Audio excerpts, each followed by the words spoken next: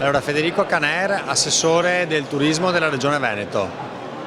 Parliamo di questa Vinitaly. Il Vinitaly quest'anno è un successo, come sempre del resto, tanti visitatori, tantissimi buyer internazionali.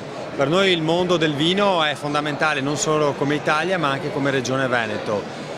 Questo perché noi abbiniamo il prodotto enogastronomico, quindi il vino e il cibo, alle peculiarità turistiche che abbiamo sul territorio. Cioè i turisti che vengono da noi, che vengono in Veneto, vogliono vivere un'emozione, vogliono vivere un'esperienza e quindi non vengono soltanto a visitare Venezia, Verona o le altre città o le Dolomiti o tutto ciò o tutte le destinazioni che il Veneto ha, ma vengono anche per degustare un buon vino e per mangiare bene.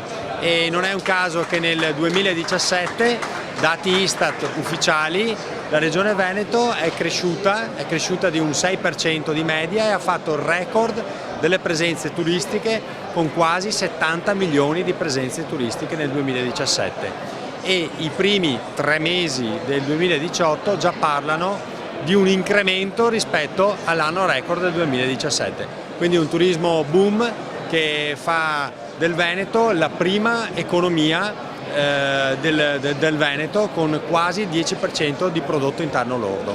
La cosa più importante della candidatura UNESCO sono due.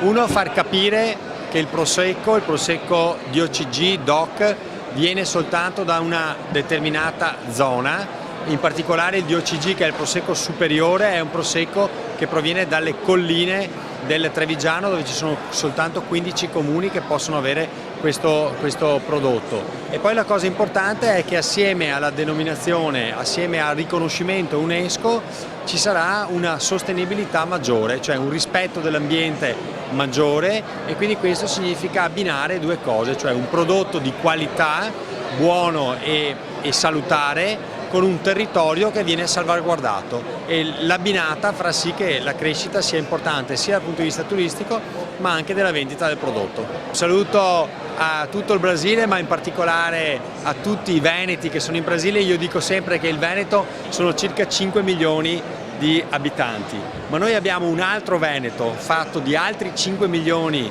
di veneti che sono in giro per il mondo, e tanti di questi sono, anzi la maggior parte di questi sono in Brasile, in particolare nel sud del Brasile, ma non solo nel sud del Brasile, perché i veneti sono andati dappertutto e dove sono andati hanno sempre fatto bene, hanno sempre lavorato, si sono sempre comportati bene e sono per noi una risorsa, un collegamento non soltanto di business ma anzi soprattutto etico, morale. Sono le nostre radici che mantengono le nostre tradizioni, più addirittura di quello che avviene in Veneto. Quindi un saluto a tutti gli amici veneto-brasiliani.